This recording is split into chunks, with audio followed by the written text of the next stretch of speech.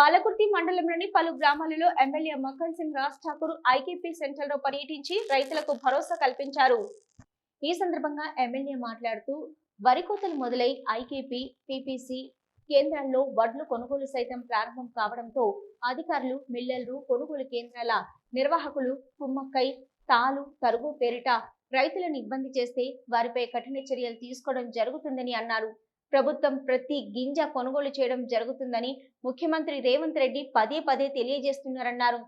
ప్రతి రైతు సంతోషంగా ఉండాలని, రైతు కంట కన్నీరు తెప్పించే ప్రయత్నం చేస్తే ఎవరిని వదిలిపెట్టేది లేదని, వాళ్లను జైలుకు పంపడం జరుగుతుందని హెచ్చరించారు.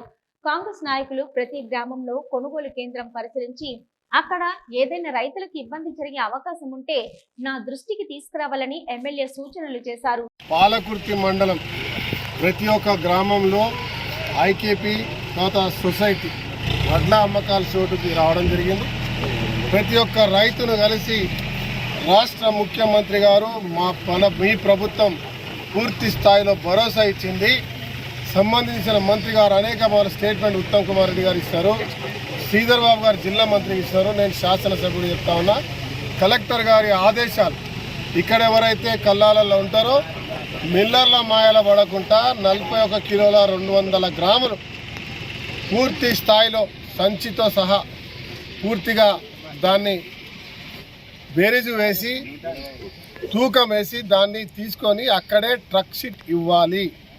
ఆ ట్రక్ షీట్ ఇచ్చి మిల్లర్లకు ఏదైతే వాళ్ళ రైతుకి ఇస్తారో దాని లెక్క ప్రకారమే వస్తుంది. ఇక్కడ నుంచి తీసుకెళ్ళి మిల్లర్ దగ్గర కొలుచుకొని మళ్ళీ దాంట్లో తరుగని, తాళని, మన్నని, దుబ్బని తీసే ప్రయత్నం కొంతమంది బ్రోకర్లు చేస్తూ ఉన్నారు, దళారులు చేస్తూ ఉన్నారు.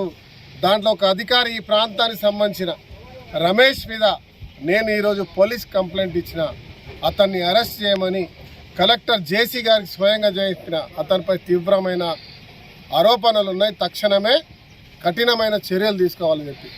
రైతును వేధించే వారికి ఈ ప్రభుత్వం క్షమించదు. రైతు పండించిన ప్రతి గింజ పూర్తి స్థాయిలో ప్రభుత్వం కొంటది. ఇలా దాన్ని ఎక్కడ కూడా ఇక్కడ ఉన్న దళారుల చేతుల మాయ మాటలకు రాకుండా అధికారులు చెప్పిన విధంగా ముందుకు పోవాలని చెప్పి నా అందరిని కూడా పేరు పేరున కోరుతా ఉన్నాను. ఈ కార్యక్రమంలో మండల అధ్యక్షులు, కాంగ్రెస్ పార్టీ సీనియర్ నాయకులు, కార్యకర్తలు తదితరులు పాల్గొన్నారు.